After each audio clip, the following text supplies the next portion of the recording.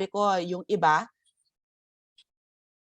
iba inano po nila to, yung first part na to, doon sa chapter 12. So kaya, pero ito nilagay ko ulit dito para po makita nyo lang.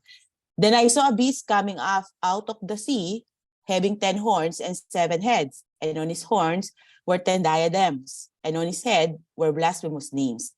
So makikita natin dito, as Satan stood on the sand of the seashore, he summoned the first beast na umahon mula sa dagat. Take note mga kapatid, si Satan po ay spirit. Hindi siya yung pinoportray ng karamihan na naka-red suit with a pointed tail na may lethal horns at pitchfork na dala-dala. Sandali po. Spirit po siya, kaya wala po siyang flesh and bones. Dahil spirit siya, limitado ang kaya niyang gawin dito sa physical world. Kaya kailangan niya ng human bodies para maka-function siya dito sa pamamagitan ng taong kanyang gagamitin. Ganun din po ang kanyang mga demons. They move in and out of people to do their evil work here on earth.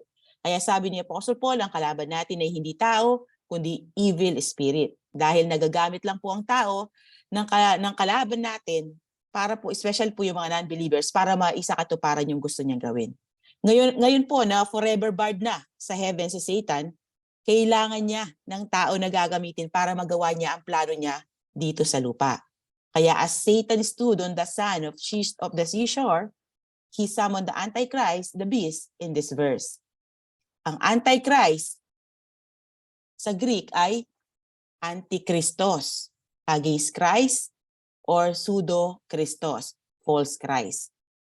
He is against Christ by pretending to be Christ. Actually, marami na po ang against kay Christ. Marami po yan. Lahat ng halos yung mga hindi naniniwala sa kanya ay tinatawag na, masasabi natin na Antichrist. Pero sa final days, ito po ang pinakamasama sa lahat.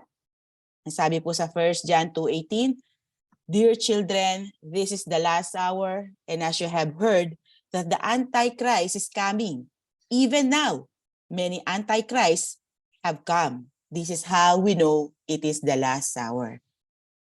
And then sabi po dito, then I saw a beast coming up out of the sea. Yung beast dito tulad ng dragon ay hindi po literal na animal tulad po ng nasabi ko kanina.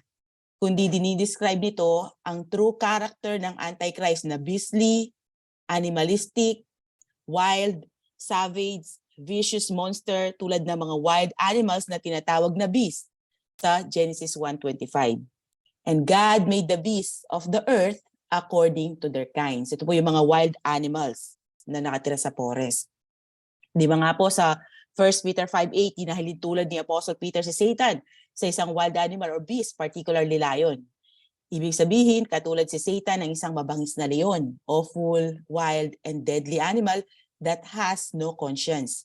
Ganon din ang first beast na ito, para din siyang beast sa ugali niya. Parehas nila-represent ng beast na ito ang kanyang empire or kingdom and at the same time a person. Dahil sa pag-describe sa kanya gamit ang personal pronouns na his, him, and he na makikita po natin later on at sa Book of Daniel na nabasa po natin yan. Ganon din po sa sulat ni Apostle Paul sa 2 Thessalonians 2 verses 3-4. Dinescribe din po niya ang Antichrist as a person. Ang sabi po dito, pakibasa Kuya Gab. Don't be fooled by what they say, for that day will not come until there is a great rebellion against God, and the man of lawlessness is revealed, the one who brings destruction. He will exalt himself and defy everything that people call God and every object of worship. He will even sit in the temple of God, claiming that he himself is God. So bakit ko po ini-emphasize na ang Antichrist ay tao? Dahil may mga naniniwala na ito ay hindi tao kundi spirit lamang daw. Kahit po si Irenaeus na isang ancient historian, isang generation lang po ang pagitan nila ni Apostle John na nagsulat po ng Book of Revelation. Bali ano po yan ganito? Si Apostle John, then si Polycarp, and then si Irenaeus. So isang generation lang po ang pagitan nila. In-address din po niya ang Antichrist as a person. Since malapit lang po ang pagitan nila ng nagsulat ng Book of Revelation, certainly alam po niya ang ibig talagang sabihin ng mga nakasulat dito. Ang sabi niya sa kanyang book na pinamagatang Against Heresies, For when he, yung pong Antichrist, is coming and of his own accord concentrates in his own person, he shall do according to his own will and choice, so that his dupes may adore him as the Christ. So malinaw po, he's an actual person. In fact, baka ang tao na ito ay nag-i-exist na ngayon, hindi pa nga lamang siya lumalabas dahil andito pa po ang church, ang restrainer, ang Holy Spirit na nananahan sa mga believers. Dahil hindi po omniscient si Satan, kaya hindi niya alam kung kailan mangyayari ang rapture at mawawala ang restrainer. Kaya itong tao na ito ay parang naka-standby lamang hanggang tawagin siya ni Satan once na rapture na ang church. Na-introduce na po namin sa inyo ang first beast na ito sa pagbubukas ng first seal. Siya po ang rider ng white horse. Sabi po dito sa Revelation 6 verses 1 to 2, I watched as the Lamb opened the first of the 7 seals. Then I heard one of the 4 living creatures say in the voice like thunder, "Come." I looked, and there before me was a white horse. Its rider held a bow, and he was given a crown, and he rode out as a conqueror bent on conquest. Siya ang lalabas po sa eksena, may dalang temporary peace at magbibigay ng solusyon sa world's problems. Bakit may world's problem? Dahil malapang sa time po na ito, na-rapture na ang church at dahil doon, chaos all over the world. Kung ang pilot, example po, kung ang pilot ay isang Christian, bigla siyang mawawala sa ere. Habang nasa lapa po sila, anong mangyayari? Aksidente, di po ba? Ganon din sa mga nasa laot, yung mga kapitan, yung mga nagpapaandar, yung mga lahat po ng mga ano doon, na kung may mga Christian doon na nagtatrabaho, sa mga nagdadrive sa daan na Kristiyano, sa mga nagluluto, sa mga bumbero, doctors, magkakaroon po ng chaos sa lahat ng sekta ng lipunan na may mga Kristiyano. Kaya magkakaroon ng kaguluhan sa buong mundo. Bukod doon, may mga ongoing wars pa na nangyayari dahil dito.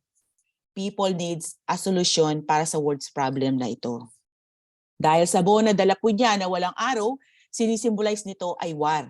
Pinapakita nito na ang Antichrist ay military genius or military strong. Pero tulad ng napag-aralan po natin sa chapter 6, sa simula, ang pag-conquer niya ay through diplomacy. Ibig sabihin, magiging peacemaker muna siya bago niya ilabas ang totoo niyang kulay. Then nakita din po natin siya ulit sa Pahayag 11 verse 7. Pakibasa po, Sister Charm.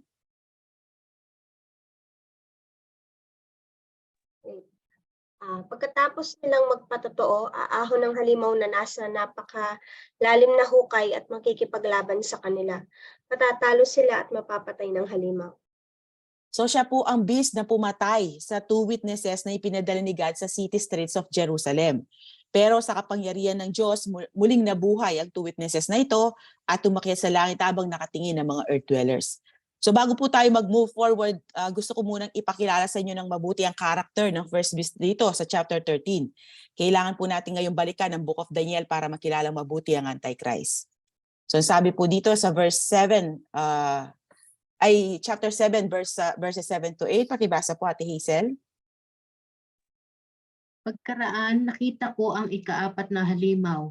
Nakakatakot ito at napakalakas. Bakal ang ngipin nito at niluluray ang anumang makagat at tinatapakan ng matira doon. Kakaiba ito sa 3 nauna sapagkat ito'y may 10 sungay. Pinagmasdan kong mabuti ang mga sungay at nakita kong may tumutubo pang isa. Ang 3 sungay ay nabunot upang magkaroon ng puwang ang sungay na tumutubo. Ang sungay na ito ay may mga mata na tulad ng sa tao at may bibig na nagsasalita na sobrang kayabangan. So, yung pong Antichrist, manggagaling po dito sa grupo ng mga kings na ito. Itutumba niya po yung 3 as he rises in power.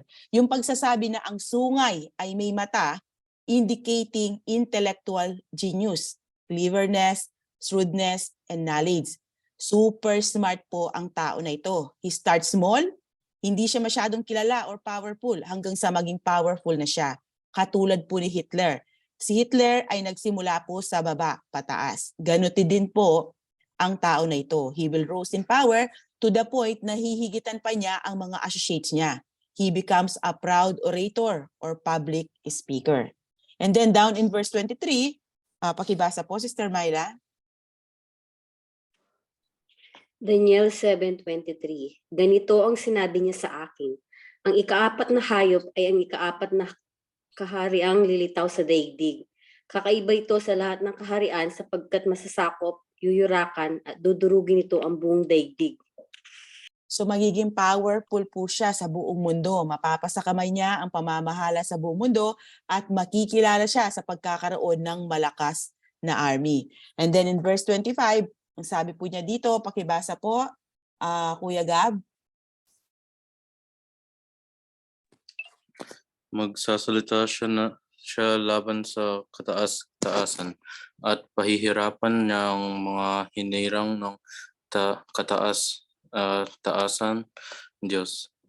Tatangkain ng baguhin ang kautusan at mga takdang kapanahunan ang mga hinirang ng Diyos sa ipapailalim sa kanyang kapangyarihan sa loob ng 3 taon at kalahati. So magsasalita po siya laban sa Diyos at papahirapin niya ang mga hinirang ng Diyos, ang mga elect, malamang sa pamamagitan po ng injustice, seizure, punishment, and death. Imamassacre niya yung mga taong sumusunod sa Diyos, ang mga taong hindi nagpalagay ng mark of the beast. Tatangkain niya ding baguhin ang kautusan at ang mga takdang kapanahunan. So magbibigay po siya ng sarili niyang batas.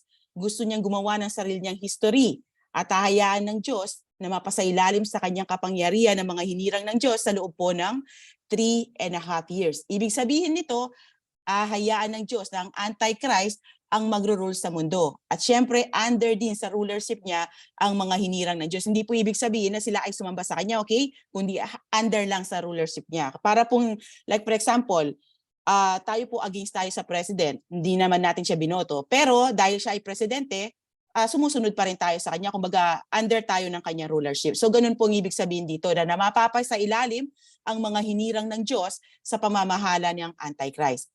And then he will bring a new religion and new morality. He will rewrite history. Siya ang counterfeit ni Christ. Kung mapapansin po nyo, ang ating calendar ay nakasunod sa kapanganakan ni Jesus Christ. Ito ang babaguhin ng Antichrist. Gusto niyang palitan ng history at sa kanya naman ito isusunod.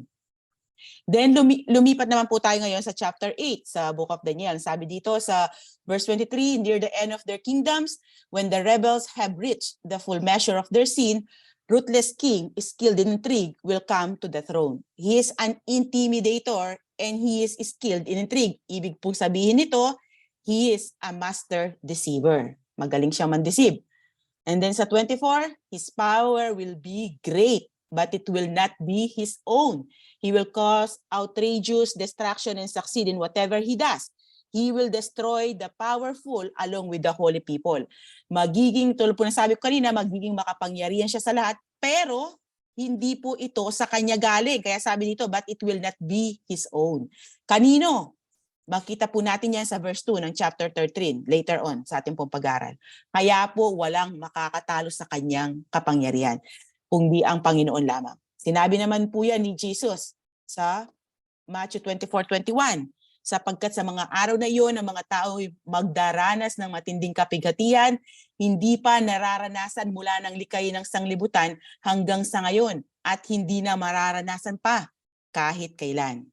Ibig sabihin, matindi ang ipapadanas sa kanila ng Antichrist. Matindi ang mararanasan ng mga tao dito sa time na ito, kung saan hinayaan ng Diyos ng Antichrist ang mag-rule sa buong mundo. Kasabay pa nito ang pagpo-pour out ni God ng judgment niya sa buong mundo. So doble po ang sakit at hirap na mararanasan ng mga taong aabot dito. And then sa Daniel 8:25, walang sino mang taong makakahadlang sa kanya, pati ang pinuno ng mga pinuno ay lalabanan niya. Ngunit pababagsakin siya hindi sa pamagitan ng kapangyarihan ng tao.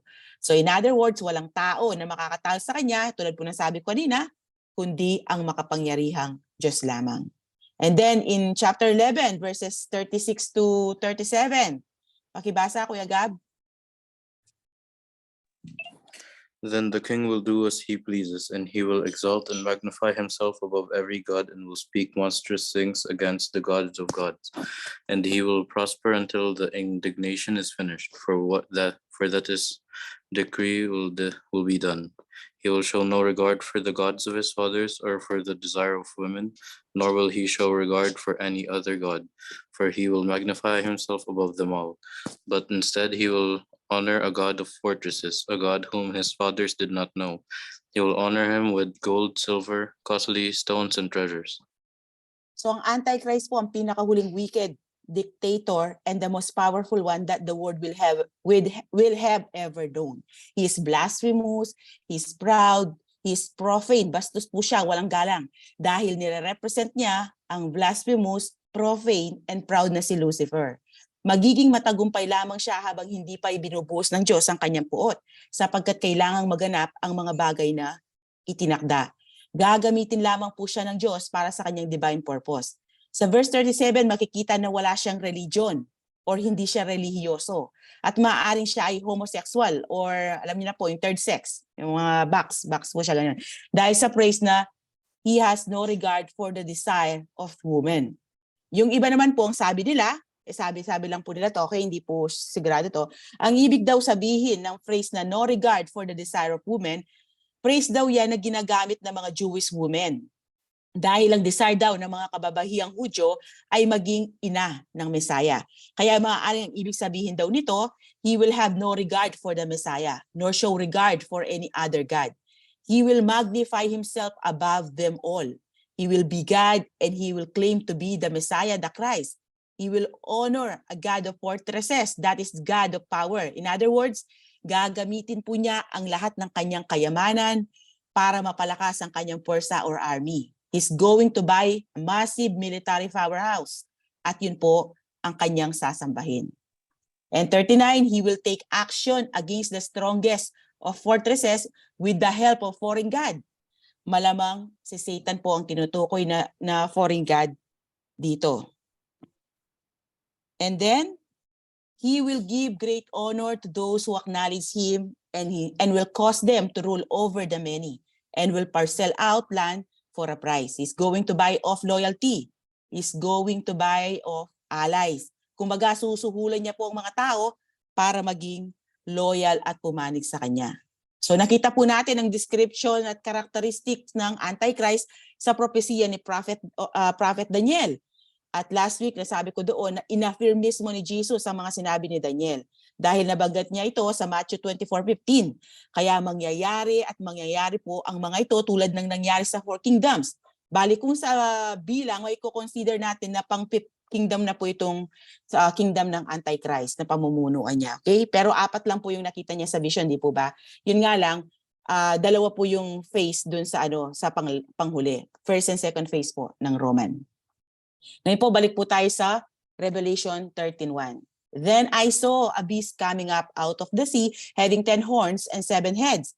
And on his horns were 10 diadems. And on his heads were blasphemous names. So, tinawag ni Satan ang Antichrist na mula sa, tinawag po siya ni Satanas mula po sa sea. Yan. Debatable po yung kahulugan ng sea na pinagmulan ng beast na nabasa natin sa verse 1. Pero base sa masusing pag-aaral, 2 ang inilalarawan po ng sea dito. Una, ang ibig sabihin nito, ang Antichrist ay manggagaling sa Gentile nation. Mababasa po yan sa Isaiah 17, verse 12. Pakibasa po, Sister Charm.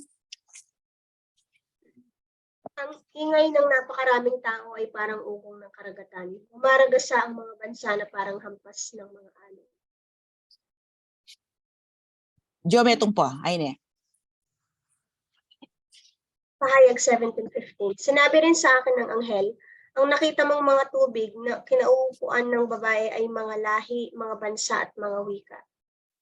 So, pangalawa ang si dito, sa verse 1 ay tumutukoy din sa abyss or bottomless pit. Dahil sinabi sa Revelation 11 verse 7 and 17:8 na ang beast na ito ay galing sa abyss. Basahin po natin sa Pahayag 11 verse 7. Pakibasa po, Ate Hazel. Pagkatapos nilang magpatotoo, aahon ang halimaw na nasa napakalalim na hukay at makikipaglaban sa kanila. Matatalo sila at mapapatay ng halimaw. And next po, Sister Myla. Pahayag 17a. Ang halimaw na nakita mo ay buhay, noong unay, ngunit patay na ngayon. Muli itong lilitaw buhat sa napakalalim na hukay at tuluyan mapapahamak. Okay?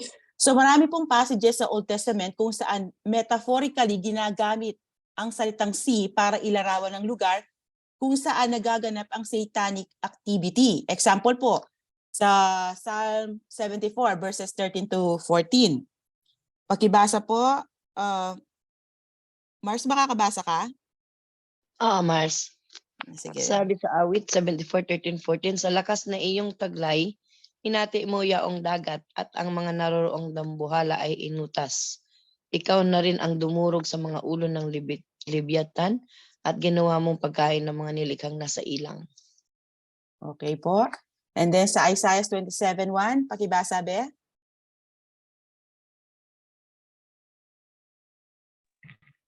Sa araw na iyon, gagamitin ni Yahweh ang kanyang malupit at matalim na espada. Paparusahan niya ang Leviathan, ang tumatakas na dragon, at papatay niya ang halimaw na nakatira sa dagat. At sa mga previous na pag-aaral po natin ng angeliology, nakita natin doon na ang ibang mga fallen angels or demons ay nasa abyss. Nasa Revelation 9 verses 1 to 11 po yan, sa Luke 8 verse 31. At ganoon din po, makikita natin yan sa chapter 20, doon ikukulong si Satan sa abyss, sa millennial kingdom. So sa pagsasabing nanggaling itong beast sa sea, metaphorically pinapakita nito na though ang Antichrist ay tao, but at some point in his life, he will be indwelt by a powerful demon from the abyss. Masasabi nating demon-possessed man ito na gifted orator, an intellectual genius, possess great charm and charisma, and have immense leadership power. Idagdag pa natin sa kanyang natural qualities ang hellish power ni Satan na ibibigay sa kanya. Kaya ang result, it will be a person of superhuman power, vast intelligence, and super wicked, super sama. Kumbaga, incomparable po yung kasama niya. Okay? Kung meron kayo naisip na tao na sobrang sama, walang-wala po yun, parang ganun.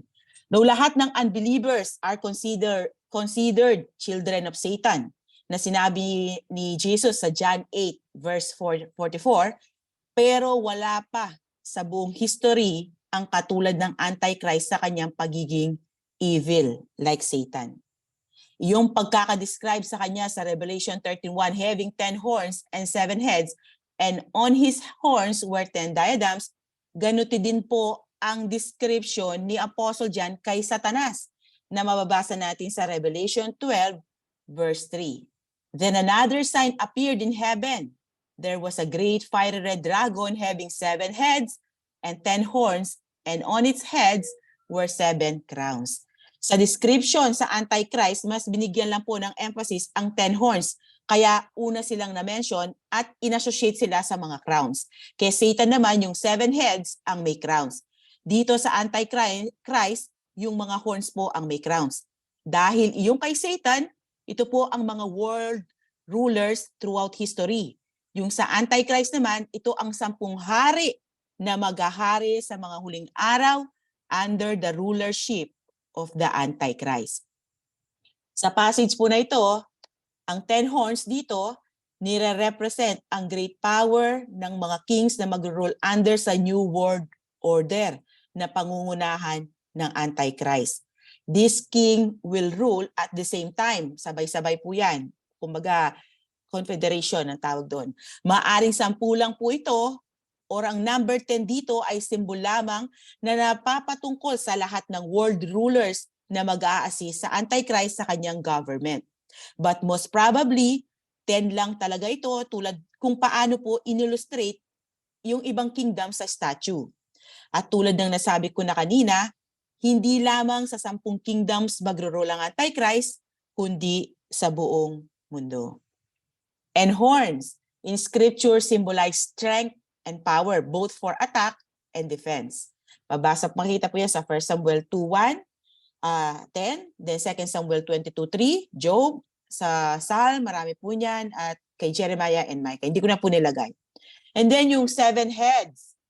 nire-represent po nito ang successive 7 Gentile empires. Egypt, Assyria, Babylon, Medo-Persia, Greece, Rome, and then Antichrist, future empire. Bakit nag-start sa Babylon si Daniel at hindi sa Egypt kung 7 pala ang World Gentile Empire? Dahil yung naunang dalawa, ang Egypt at Assyria, ay tapos na ang pagre-reign noong ibigay kay Daniel ang vision na ito. Kaya nag-start po ang propesiya niya sa Babylon. Dahil future events po ang tinutukoy niya dito. At hindi niya hiniwalay sa Rome ang final Roman Empire. Kaya 4 lang ang nasa vision ni Prophet Daniel. Si Apostle John naman po dahil nagbabalik tanaw na siya sa nangyari, kaya kumpleto ang nasa vision niya. Tingnan po natin sa pahayag 17 verses 9 to 11. Pakibasa, Charm.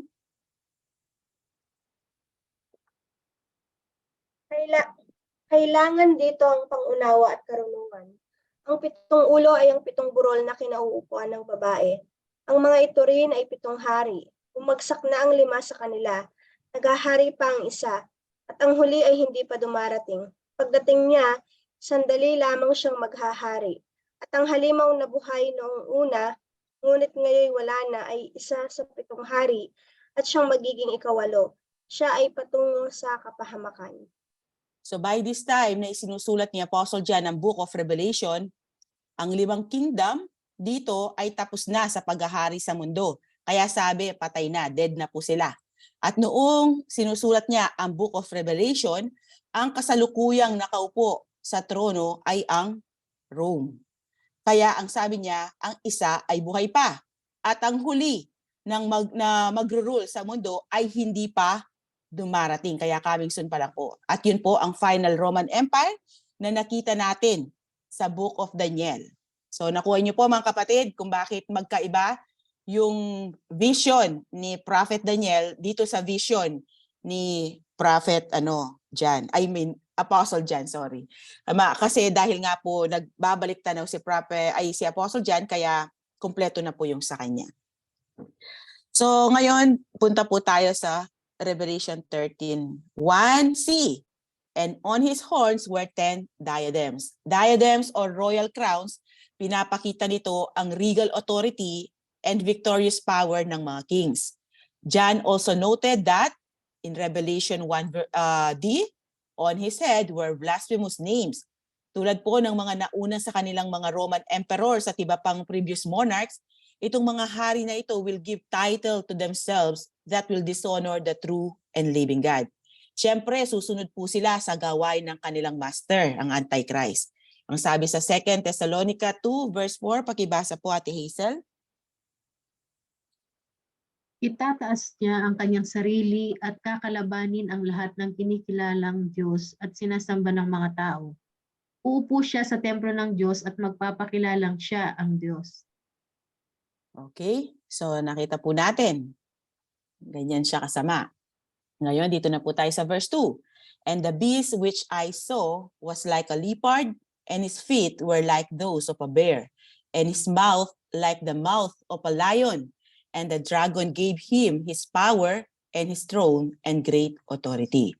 Tulad ng nasabi ko po last week, taglay ng Antichrist ang characteristics ng 3 beast na naunang nakita ni Prophet Daniel sa kanyang vision.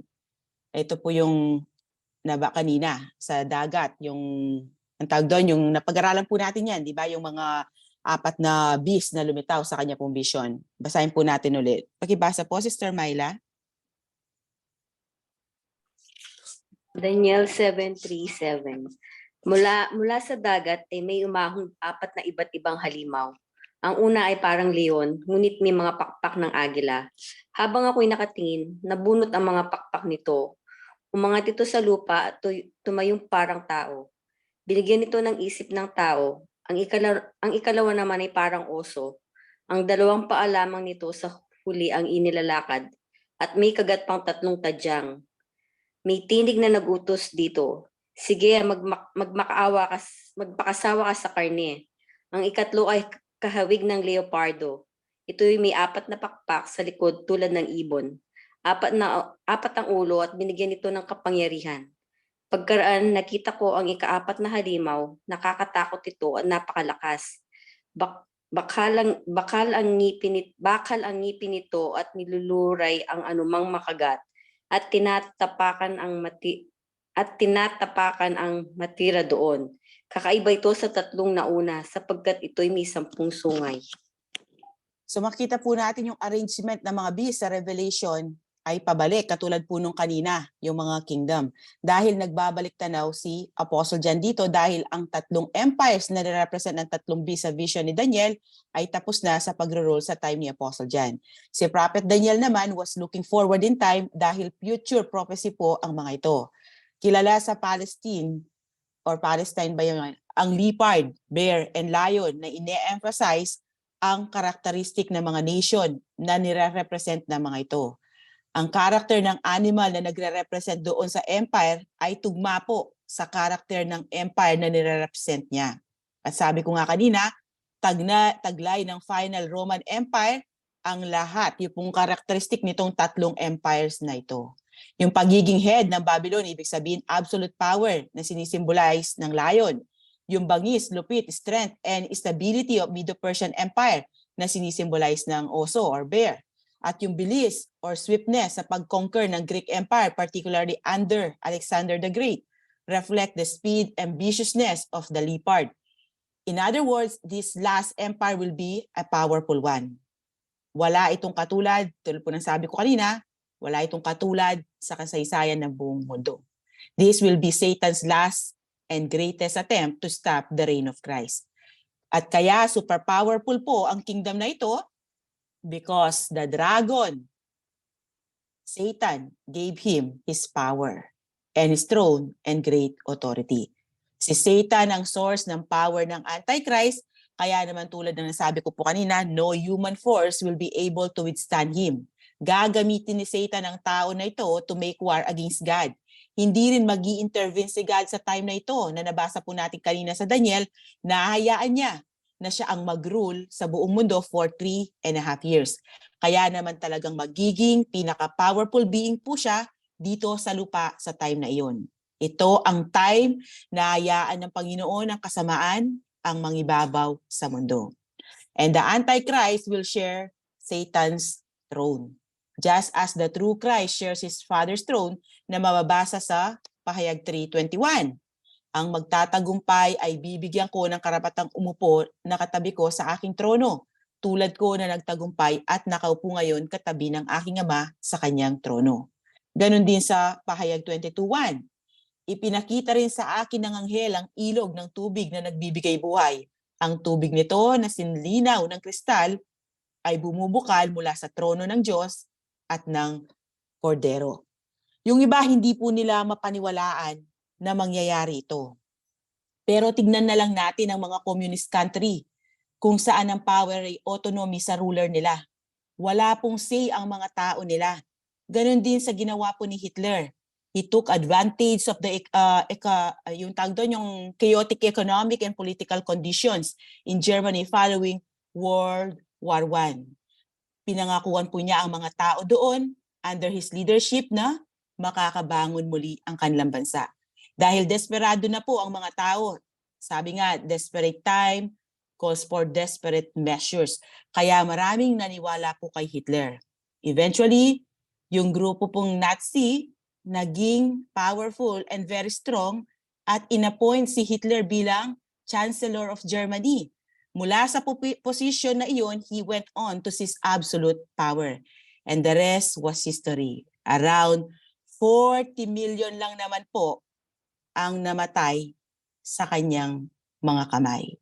The Antichrist, or dictator, more powerful and evil than Hitler, will rise to power sa kabila ng mga kaguluhan sa tribulation. And verse 3, I saw one of his heads as if it had been slain, and his fatal wound was healed, and the whole earth was amazed and followed after the beast. So ito ang magiging dahilan kung bakit sasambahin siya ng mga tao sa buong mundo, except, siyempre, ang mga hinirang ng Diyos. Apostle John saw one of his heads as if it had been slain and his fatal wound was healed. Maraming iba't ibang views ang mga Bible scholars patungkol po dito. Ang sabi ng iba, yung tinutukoy daw na sugat na gumaling ay kingdom na nawala or na destroyed at sa tribulation ito ay mare-restore. Ine-equate po nila ang death and resurrection miracle as the revival of the Roman Empire. Naniniwala sila na i-unite ng Antichrist ang lahat ng bansa na nag-o-occupy sa ancient Roman Empire at gagawin itong new empire. And the revival of power will amaze the rest of the nations that they will also submit to his rule. Pero may problema po ang view na ito. Though sinasabi ng verse 3 na isa sa ulo ng halimaw ang namatay, sa ibang passages naman sinasabi ang beast mismo or si Antichrist mismo ang namatay. Basahin po natin dito rin yan sa chapter 13 pero sa mga succeeding verses na. Pakibasa po, Ate Hazel. Ginamit niya ang lahat ng kapangyarihan ng unang halimaw upang ipatupad ang kagustuhan nito. Ang lahat ng tao sa lupa ay pinilit niyang sumamba sa unang halimaw na nagkaroon ng sugat na nakamamatay ngunit gumaling na. Nalinlang niya ang lahat ng tao sa lupa sa pamamagitan ng mga kababalaghang kanyang ginawa sa harapan ng unang halimaw. Nahikayat niya ang mga taong gumawa ng isang larawan ng unang halimaw na nasugatan ng tabak ngunit nabuhay. Okay, meron pa po niyan sa Pahayag 17 verses 8 and 11. Mars, pakibasa.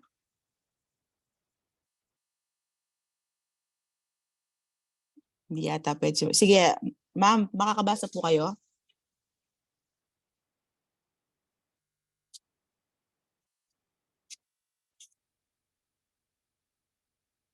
Sino bang? Sige, ano na lang. Si Sister Myla na lang po. Pahayag 17:8 to 11. Ang halimaw na nakita mo ay buhay, nung una ngunit patay na ngayon. Muli itong lilitaw bukat sa napakalalim na hukay at tuluyang mapapahamak ang mga taong nabubuhay sa lupa na ang pangalan na hindi nakasulat sa aklat ng buhay. Mula pa ng likhain ng sanlibutan ay manggigilalas kapag nakita nila ang halimaw, sapagkat pinatay na niya noong muling lilitaw. At ang halimaw na buhay nung una, ngunit ngayon wala na siya sa 7 hari at siyang magiging ika-8. Siya ay patungo sa kapahamakan. So, pangalawa, gumamit si Apostle John ng pronoun na his sa pagsasabi niyang his fatal wound. So, pinapakita nito na isa sa mga hari ang namatay dito at hindi ang empire na niro-rule niya. Kaya malabong ang reviving Roman Empire ang tinutukoy dito. And last but not the least, ang sabi, as if it had been slain. Ginamit itong pag-describe kay Jesus Christ sa Revelation 5:6. Ang sabi dito, then I saw a lamb looking as if it had been slain, standing at the center of the throne. So kung ginamit siya sa God-man na si Jesus Christ, therefore we can conclude that it is also used for a person in this passage. Ngayon, na-establish na po natin na ito ay person. Sino ngayon ang namatay at muling nabuhay na taong ito? Ang sabi po ng iba, si Judas daw ito dahil tinawag siya sa John 17:12 na son of perdition or destruction. Pakibasa, Kuya Gab. While I was with them, I was keeping them in your name, which you have given me, and I guarded them, and not one of them perished, but the son of perdition, so that the scripture would be fulfilled. So, ang tinutukoy po dito ni Jesus Christ ay si Judas, okay? The son of perdition. Ngayon, tinawag din ni Apostle John ang Antichrist na ganyan, son of perdition. Sa 2 Thessalonians 2, verse 3. Pakibasa ulit, anak. Let no one deceive you by any means, for that day will not come unless the falling away comes first, and the man of sin is revealed, the son of perdition. So, at tinawag din po si Judas na devil ni Jesus Christ sa John 6:70 verses 7 ay John 6:70 to 71. Pakibasa, Charm. Sumagot si Jesus, "Hindi ba't ako ang humirang sa inyong 12 at ang isa sa inyo ay dyablo?" Ang tinutukoy niya ay si Judas na anak ni Simon Iscariote, sapagkat siya na kabilang sa 12 ay magkakanulo sa kanya. Pero malabo pong si Judas ito. Sino pong makakakilala sa kanya na siya nga ay si Judas kung patay na ang lahat ng taong nakasabay niyang nabuhay 2,000 plus years ago? Wala, di po ba? Plus yung pagtawag ni Jesus sa kanya na diablo or devil, dahil po yun sa kanyang ugali na katulad ng diablo. Para pong sa atin, kapag masama ang ugali ng isang tao, tinatawag natin siyang satanas, demonyo, ganyan, di po ba? Ganun din po dito kay Judas. Kaya siya tinawag na gano'n dahil sa kanya pong ugali. Isa pang popular view ay yung kamatayan naman ni Emperor Nero. Iniisip po nila na siya ang muling mabubuhay na ito dahil nung AD 68, Nero committed suicide. Pero malabo din po ang view na ito dahil ang sabi sa Revelation 13:14, nalinlang niya ang lahat ng tao sa lupa sa pamamagitan ng mga kababalaghang kanyang ginawa sa harapan ng unang halimaw. Nahikayat niya ang mga taong gumawa ng isang larawan ng unang halimaw na nasugatan ng tabak ngunit nabuhay. Nasugatan ng tabak ang sabi po dyan.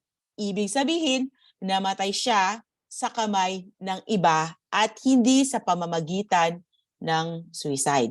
So ang possible answer lang po sa kung sino ang tao na ito na namatay at muling nabuhay ay walang iba kundi ang future Antichrist.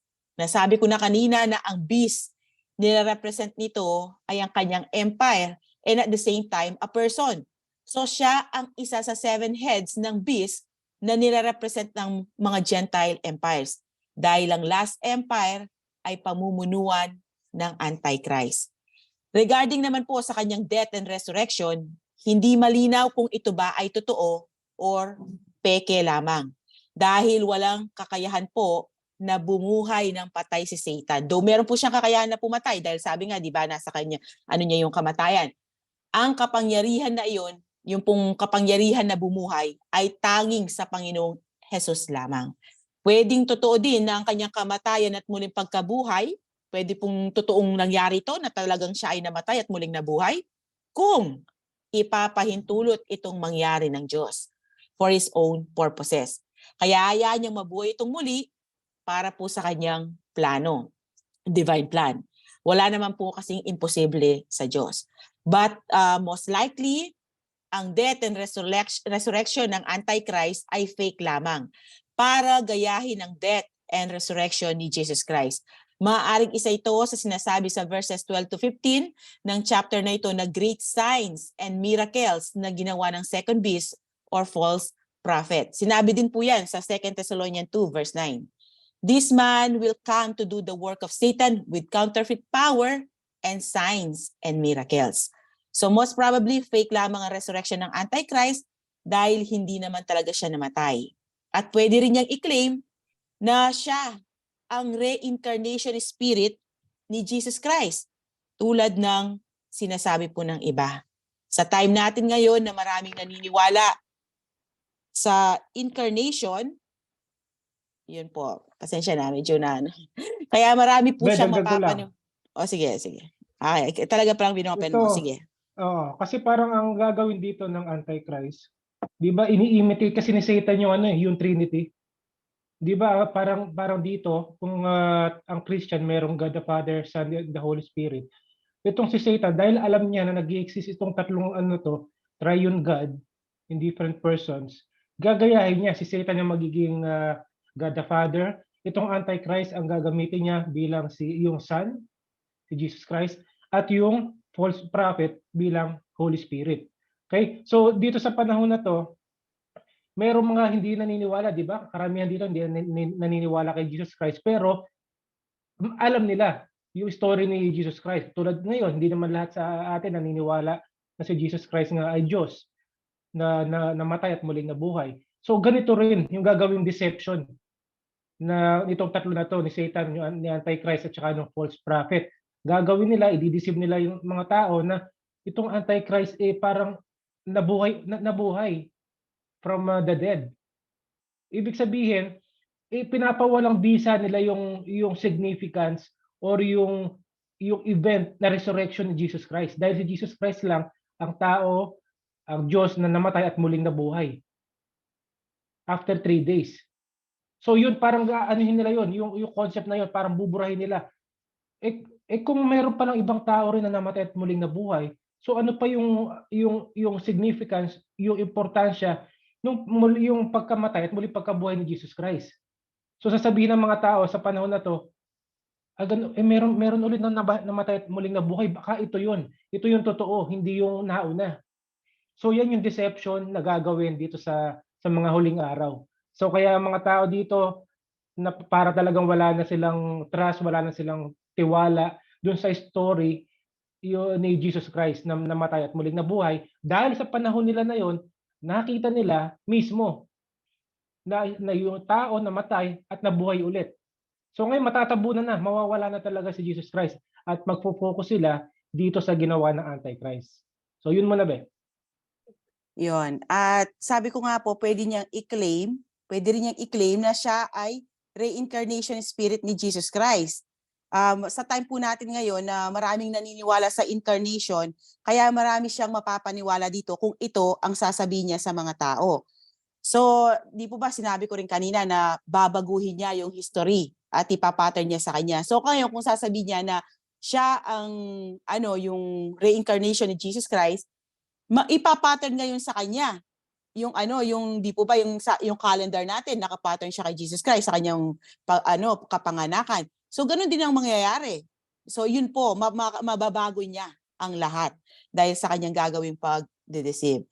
So ano man po ang totoong mangyayari sa inaharap, ang makakaabot lamang po doon sa time na yon ang makakaalam nito talaga. Pero isa lang po ang sigurado, the people of the world will believe that.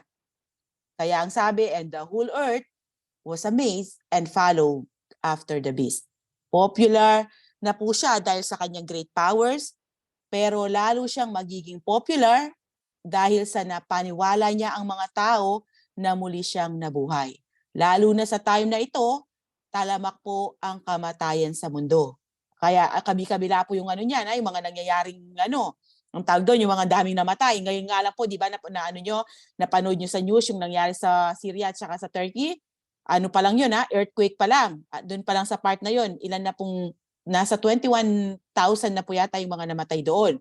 So dito, kung kailan kabi-kabila ang pagpo-pour out ng judgment ni God, na pag-aralan natin kung gaano nakarami ang namatay sa time na ito, kaya naman hindi nakakapagtaka na mapasunod niya ang mga tao after nilang masaksiyan na muling siyang nabuhay. So parang nandoon yung pag-asa sa kanya. Nakuha niyo po, parang kung susunod tayo sa kanya, may pag-asa. O na muling mabubuhay. So yun po yung doon. Sabi nga po dito sa 2 Thessalonica 2 verses 9 to 12, pakibasa, be? Paglitaw ng suwail, taglay niya ang kapangyarihan ni Satanas. Gagawa siya ng lahat ng uri ng mapanlinlang ng mga himala at kababalaghan. Gagamit siya ng lahat ng uri ng pandaraya sa mga mapapahamak dahil ayaw nilang mahalin ang katotohanan na makakapagligtasan sa kanila. Dahil dito, hahayaan ng Diyos na sila'y maninlang na espiritu ng kamalian at maniwala sa kasinungalingan. Sa gayon, mapaparusahan ang lahat ng natuwa sa paggawa ng kasamaan sa halip na maniwala sa katotohanan. Okay, so yun. Sa huling araw, ayan po sila ng Panginoon na doon sa kanilang maling paniniwala at pamumuhay. So ngayon dito na po tayo sa verse 4. They worship the dragon because he gave his authority to the beast.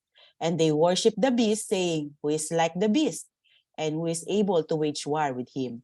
So actually, ang nanghikayat po sa mga tao na sambahin ang first beast or yung Antichrist ay ang second beast, ang false prophet. Yung pong associate ng Antichrist. Andito po siya sa Revelation 13 verse 12. Okay? Pakibasa po. Besi, makakabasa ka? Hindi yata. Sige po, si Sister Charm. Pakibasa. Ginamit niya na propeta ang lahat ng kapangyarihan ng unang halimaw upang ipatupad ang kagustuhan nito. Ang lahat ng tao sa lupa ay pinilit niyang sumamba sa unang halimaw na nagkaroon ng sugat na nakamamatay, ngunit gumaling na.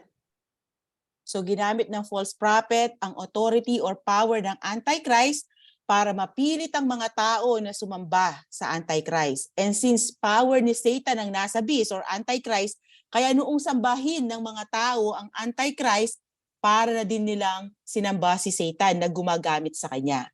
By worshiping the Antichrist, unbelievers will actually be worshiping Satan, the real power behind him. Katulad po ng sinabi ni Apostle Paul sa 1 Corinthians 10 verses 18 to 20. Pakibasa po, Sister Hazel. Tingnan ninyo ang mga Israelita. Ang mga kumakain ng mga handog ay mga bahagi sa gawain sa altar. Ano ang ibig kong sabihin? Sinasabi ko ba na may kabuluhan ang mga Diyos-Diyosan o ang pagkain inihandog sa kanila? Hindi. Ang ibig kong sabihin ay inaalay nila ang mga handog na iyan sa masasamang espiritu at hindi sa Diyos. Ayaw kong maging kabahagi kayo ng masasamang espiritu. So ang akala po ng mga non-believers, sumasamba sila sa Diyos sa kanilang pagsamba sa mga Diyos-Diyosan. Iyon pala, kapag sumasamba ka sa mga Diyos-Diyosan, ang tunay mong sinasamba ay ang masasamang espiritu or demonyo. Ganon din sa verse na inaaral po natin. Ang akala ng mga tao, ang Antichrist, or yung akala nila nagpapanggap siyang si Kristo dito, ang kanilang sinasamba. Ang hindi po nila alam, ang nasa likod nito na si Satanas, ang tunay nilang sinasamba. Sa sobrang paghanga nila sa Antichrist, they will cry out in awe, sasabihin nila, who is like the beast and who is able to wage war with him? Dahil sa kanyang pagpapanggap na Diyos, kaya inisip ng mga tao na talagang siya ay Diyos at walang makakatalo or makakalaban sa kanya. Dahil ang papuri po na ito ay napapatungkol sa Diyos na buhay. Basahin po natin sa Exodus 15:11. O Panginoon, sino po ba ang Diyos na katulad nyo? Wala kayong katulad sa kabanalan at kapangyarihan. Kayo lang po ang Diyos na gumagawa ng mga kamangha-manghang bagay. Sa Isaiah 40:25, sinabi ng banal na Diyos, kanino nyo ako iyahalin tulad? Meron bang katulad ko? Totoo naman na sa panahon po na to, sa tribulation time, hahayaan ng Diyos na siya ang pinakamakapangyarihan sa buong mundo.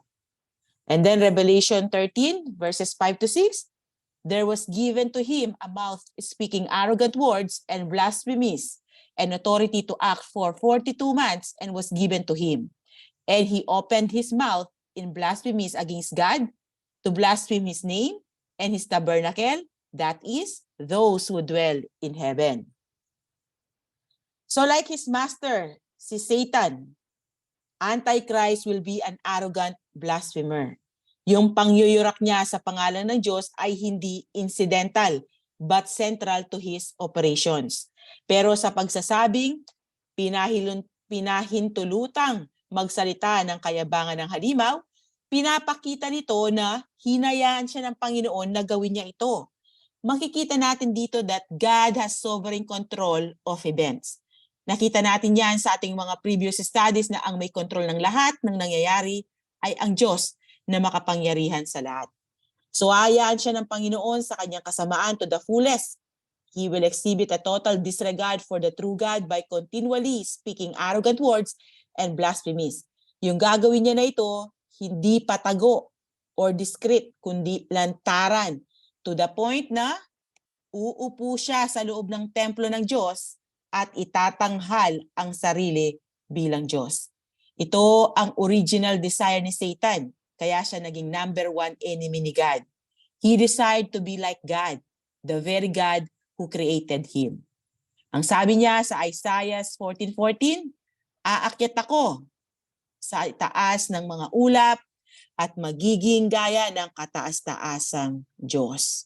Wala pang ipinapanganak sa buong mundo na papantay sa kayabangan at kapalaluan ng Antichrist na ito. In all human history, mag-isa lang siya na ganito.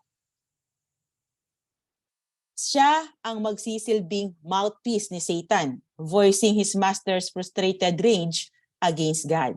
Sa sobrang hard ng mga puso ng mga tao sa time na iyon, instead na magrepent sila sa mga nararanasan nilang judgment mula sa Diyos, iba-blaspheme din nila ang pangalan ng Diyos.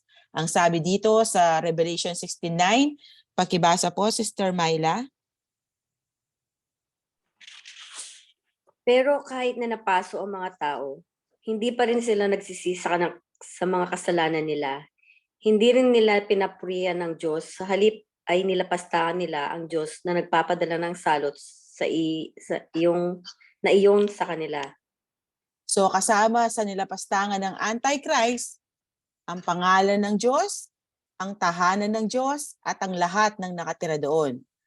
God's name represents all that He is. It is the summation of His attributes. So kapag sinabi mong pangalan ng Diyos, ito ay napapatungkol sa lahat ng attributes ni God, His all being, yung kumbaga, yung pong buong persona niya. Okay? Yan po yung ibig sabihin nun.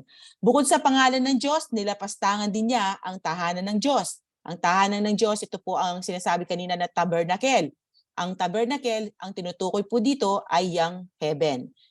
Mababasa po yan sa Hebrew 9, verses 23 to 24. Na yung sa tabernacle ay kapi lamang ng nasa langit. At kasamang nilapastangan din ang lahat ng banal na nakatira doon. So in short, the Antichrist will utter blasphemous words aimed directly and specifically at God's person, His abode, yung kanyang tahanan, and His people, both the redeemed saints and the holy angels. But this will only last for 3.5 years or 42 months or 1,260 days of the tribulation, the 70th week of Daniel prophecy. Daniel 9, verse 24 po yan. So limited lang ang time na magre-rule sa mundo ang Antichrist at si Satan. Allowed lang sila within the time limit na sinet ng true ruler of the universe. Walang iba kundi si Jesus Christ. And verse 7, it was also given to him to make war with the saints and to overcome them. And authority over every tribe and people and tongue and nation was given to him. Makita na naman natin dito ang salitang it was given to him. Ibig sabihin, nag-ooperate ang Antichrist sa kung ano lang ang inaalaw ni God na gawin niya. At dahil hindi niya mapilit ang mga hinirang ng Diyos na sumamba sa kanya, kaya naman He will make war with the saints and overcome them. The result will be a worldwide slaughter of God's people. Kaya marami pong martyred saints sa time na ito. Dahil threat sila sa authority ng Antichrist. Magsisimula po ang persecution na ito sa midpoint ng tribulation, when Antichrist breaks his covenant with Israel. Sabi po dito sa Daniel 9:27, pakibasa po, Sister Charm.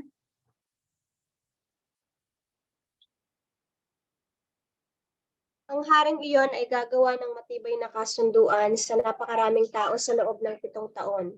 Pero pagkatapos ng 3 taon at kalahati, patitigilan niya ang mga paghahandog at ilalagay niya ang kasuklam-suklam na bagay na magiging dahilan ng pagpapabaya sa templo. Mananatili ito roon hanggang sa dumating ang katapusan ng hari na itinakda ng Diyos. So kaya po yung pagsasabing na overcome ng Antichrist ang mga saints, hindi po ibig sabihin he destroyed their faith or tumalikod sila sa Diyos, kundi he will overpower them physically. Mamamatay po sila physically, but not spiritually. Genuine saving faith cannot be destroyed, tulad ng sinasabi po sa Romans 8 verses 38 to 39. Pakibasa po, Ate Hazel. Sapagkat natitiyak kong walang makapaghihiwalay sa atin sa kanyang pag-ibig, kahit ang kamatayan o ang buhay, ang mga anghel o ang mga pamumunuan at ang mga kapangyarihan, ang kasalukuyan o ang hinaharap, ang kataasan o kalaliman o alinmang nilalang ay hindi makapaghihiwalay sa atin sa pag-ibig ng Diyos na ipinagkaloob sa atin sa pamamagitan ni Kristo Jesus na ating Panginoon. So wala pong makakapaghiwalay sa atin sa Diyos kung tunay tayong sa Kanya. Dahil hindi rin ipapahintulot yan ni Jesus Christ na mas makapangyarihan kay Satanas. Pakibasa po, Sister Myla. Nakikinig sa akin nakikinig sa akin ng aking mga tupa, nakikilala ko sila at sumusunod sila sa akin. Binibigyan ko sila ng buhay na walang hanggan, kailanmay hindi sila mapapahamak at hindi sila maaagawan sa aking minuman.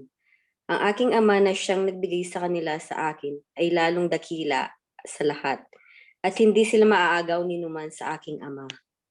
So again, tulad po ng sabi ko kanina, walang makakapaghiwalay sa atin sa pag-ibig ng Panginoon.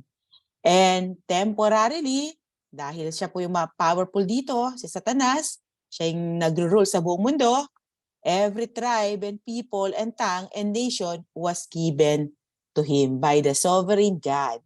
Ibig sabihin, mapapasailalim sa kapangyarihan niya ang lahat ng tao sa buong mundo, except, yun nga lang po, hindi magbabow down sa kanya ang mga hinirang ng Diyos na mababasa natin sa verse 8. Ang sabi, all who dwell on the earth will worship him. Everyone whose name has not been written from the foundation of the world in the book of life of the Lamb who has been slain. The phrase, all who dwell on the earth, is used throughout Revelation to describe unbelievers. Napag-aralan na po natin ito sa ating previous studies. Makita po yan sa verse 12, verse 14, and then sa chapter 3, verse 10, chapter 6, verse 10, chapter 8, verse 13, 11, 10, 17, verse 2, and 8. So tulad po ng sabi ko kanina sa mga previous verses, sasamba ang lahat ng tao sa buong mundo kay Satanas na nasa katauhan po niya ng Antichrist, maliban sa mga taong ang pangalan ay nakasulat sa aklat ng buhay bago palikayin ang sanlibutan. 7 times in the New Testament, in-identify po ang mga believers as those whose name are written in the book of life. Magbibigay lang po ako ng isa na makikita natin sa Philippians 4, verse 3. Ipinapakiusap ko rin naman sa iyo, tapat kong katuwang, tulungan mo ang 2 babaeng ito. Sila man ay kasama kong nagpagal sa pagpapalaganap ng magandang balita, kasama si Clemente at ang iba pang kamanggagawa ko. Ang mga pangalan nila'y nakasulat sa aklat ng buhay. Yan po yung mga believers dyan ang tinutukoy ni Apostle Paul.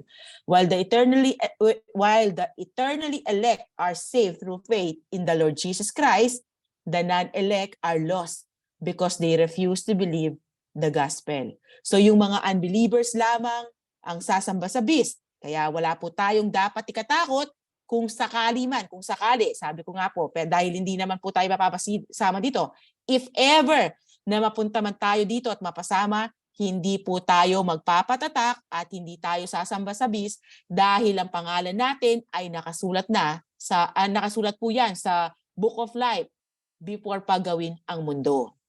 At kaya nila i-reject at hindi paniniwala ng salita ng Diyos. Ito naman po yung mga unbeliever dahil hindi nakasulat ang kanilang pangalan sa Book of Life. So ang kikilala, sasamba at tatanggap sa ginawa po ni Jesus Christ na sacrificial atonement sa cross ay yun lamang pong mga taong ang pangalan ay nakasulat sa Book of Life. And the Book of Life belongs to Jesus, the Book of Life of the Lamb who has been slain. Kaya hindi madideceive ng Antichrist ang mga hinirang ng Diyos from eternity past dahil doble po ang security ng ating salvation. Hindi lang dahil sa elected tayo from eternity past, kundi dahil ang nag-iingat sa Book of Life na ito ay walang iba, kundi ang ating Savior na si Jesus Christ na namatay para po tubusin ang ating mga kasalanan, para po tubusin tayo. Sinabi po yan sa 1 Peter 1, verses 18 to 19. Pakibasa po, Sister Charm. Alam ninyo kung ano ang ipinantubos sa inyo sa walang kabuluhang pamumuhay na inyong minana sa inyong mga magulang. Tinubos kayo hindi sa pamamagitan ng mga bagay na nasisira tulad ng ginto o pilak, kundi sa pamamagitan ng mahalagang dugo ni Kristo. Siya'y tulad ng korderong walang dungis at kapatasan. At sa Roma 4, verse 24, ang sabi siya'y ipinapatay dahil sa ating mga kasalanan at muling binuhay upang tayo'y mapawalang sala. The Father will not undo the work of Christ in redemption by allowing any of the elect to be lost. The atoning work of Christ seals the redemption of the elect forever. Sa time na ito, walang hinirang ang Diyos ang sasamba po sa Antichrist. Kaya tulad ng sabi ko kanina, madaming martyred saints sa time na ito. Na napag-aralan po natin dati, di ba, nandun sila sa sa altar, yung mga sa chapter 6 po yata yung, hindi ako nagkakamali. Yung mga pinatay na saints ng Antichrist dito later on. Yon, sa makikita po natin sila sa chapter 15, makita natin sila na nagpupuri sa heaven. Yan, sabi po dito sa Pahayag 15 verses 2 to 4, pakibasa po, Ate Hazel. May nakita akong parang dagat na kristal na nagliliyab. Nakita ko rin ang mga nagtagumpay laban sa halimaw at sa larawan nito at sa nagtataglay na bilang nakatumbas ng kanyang pangalan. Nakatayo sila sa tabi ng dagat na kristal. Hawak ang mga alpang bigay sa kanila ng Diyos. Inaawit nila ang awit ni Moises na lingkod ng Diyos at ang awit ng Kordero. Panginoong Diyos na makapangyarihan sa lahat, dakila at kahanga-hanga ang iyong mga gawa. O hari ng mga bansa, matuwid at totoo ang iyong mga paraan. Sino ang hindi matatakot sa iyo, Panginoon? Sino ang hindi magpupuri sa iyong pangalan? Ikaw lamang ang banal. Lahat ng mga bansa ay lalapit at sasamba sa iyo, sapagkat nakita ng lahat ang matuwid mong mga gawa. So, malinaw po na sila po ay nasa langit. Okay? Merong mga na hindi talaga sila sumamba sa halimaw. Then, nandito na po tayo sa dalawang last verses ng ating topic ngayong araw na ito. If anyone has an ear, let him hear. If anyone is destined for captivity, to captivity he goes. If anyone kills with the sword he must be killed. Here is the perseverance and the faith of the saints. This astounding vision of the beast from the sea concludes with a call for spiritual understanding. Yung pagsasabi niya dito na, if anyone has an ear, let him hear, ay warning para po sa mga nakikinig. Ginamit itong phrase na ito 16 times sa New Testament. Ine-emphasize nito ang kahalagahan ng nilalaman ng chapter na ito. Ibig sabihin nito, hindi lang dapat basta narinig mo ang message ng Diyos, kundi dapat unawain mo itong mabuti. Listen with understanding. Hindi lang basta nakinig ka, pumasok sa isang tenga at lumabas sa isa. Dapat maunawaan mong mabuti ito. Sa tulong po ng Holy Spirit na siyang nagtuturo sa atin at sa maingat na pag-aaral ng salita ng Diyos, mauunawaan po natin ang katotohanan ng sinasabi ng salita ng Diyos at ang gustong ibapatid sa atin ng Panginoon. Kapag regular po ang ating pagbabasa ng Bible at regular ang ating pag-aaral, mas madali po nating ma-discern ang mensahe ng Diyos sa atin. And then sa chapters 2 and 3, ginamit din po ang phrase na yan, pero may inalis ang Holy Spirit dyan. Magbibigay lang po ako ng isang example. Dito po sa Revelation 2, verse 7, ang sabi, he who has an ear, let him hear what the Spirit says to the churches. Nawala po yung what the Spirit says. Yung pag-alis sa phrase na what the Spirit says, pagpapakita po ito na wala na sa lupa ang church. Na-rapture na siya bago pa mangyari ang tribulation. Then ang sabi niya sa verse 10, if anyone is destined for captivity, to captivity he goes. If anyone kills with the sword he must be killed.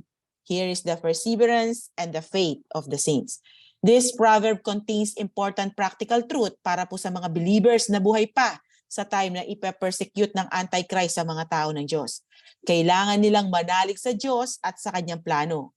Yung mga believers na destined na makulong bilang part ng sovereign plan ng Diyos, kailangan nilang i-accept itong pagkakakulong nila na ito bilang kalooban ng Diyos. Hindi dapat sila lumaban or mag-resist sa gustong gawin ng Antichrist. At makikita din natin dito na ipapatupad ng Antichrist sa kanyang government ang capital punishment, which is death penalty. Ang sabi niya, if anyone kills with the sword he must be killed. Capital punishment po yan sa Old Testament system. Ang sabi dito sa Genesis 9:6, Sino mang pumatay ng kanyang kapwa, buhay ang kabayaran sa kanyang ginawa, sapagkat sa larawan ng Diyos ang tao'y nilikha. Sa Matthew 26:52, sinabi sa kanya ni Jesus, ibalik mo ang iyong tabak sa lalagyan. Kay Peter po yan. Kausap niya si Peter nung hinugot niya yung tabak at kinabakwiyo po yung, yung guard. Ang nabubuhay sa tabak ay sa tabak mamamatay. So death penalty ang ipapataw ng Antichrist sa mga taong hindi sasamba sa kanya. And these saints must be willing to die for their faith. Sa mga believers ngayon, hindi sa ating ang pagiganti.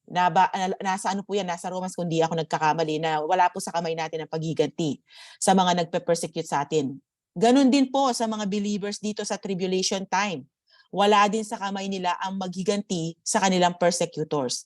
Ang dapat nilang gawin, kaya nga ang mga nagdurusa ayon sa kalooban ng Diyos ay dapat magtiwala sa lumikha, magtiwala sa Panginoon, at magpatuloy sa paggawa ng mabuti. Ang Diyos ay laging tapat sa kanyang pangako. Instead na mag-react sila violently, believers must demonstrate the perseverance and the faith of the saints. They must be like the Lord Jesus Christ, who while being reviled, did not revile in return. Hindi po siya gumanti kahit anong pangyayurak ang ginawa sa kanya ng mga sundalo at ng mga religious leaders sa time na iyon. Sabi po sa 1 Peter 2, verse 23, pakibasa, Sister Charm. Nang siya'y insultuhin, hindi siya gumanti ng insulto. Nang siya'y pahirapan, hindi siya nagbanta. Sa halip, pinaubayan niya ang lahat sa Diyos na makatarungan kung humatol. Pinagpapala po ng Diyos ang mga taong pinipersecute dahil sa kanyang salita. Sabi po yan sa 1 Peter 4, verse 14. Pinagpala kayo kung kayo'y kinukutya dahil kay Kristo, sapagkat sumainyo ang espiritu ng kaluwalhatian, ang espiritu ng Diyos. Pero kung ipine-persecute ka dahil sa maling behavior mo, ibang usapan na po yun, mga kapatid, okay? Wala pong pagpapala doon. Bagkus, palo po or punishment or chastisement ang matatanggap po natin mula sa Panginoon natin. So ang pinaka-main point po ng passage na ito, yung 9 and 10, ay let the monstrous beast from the abyss do his worst. Ayan, si Satan at ang kanyang mga demons na magpakasaya pansamantala lang naman. For the kingdom of the world becomes the kingdom of our Lord and of His Christ, and He will reign forever and ever. So hanggang dito na lang po tayo sa ating lesson ngayon. Salamat po sa pakikinig, and I hope meron po tayong nakuha kahit papano sa ating pong pag-aralan ngayon. God bless po sa lahat, and to God be all the glory. So pwede na po kayong magtanong kung meron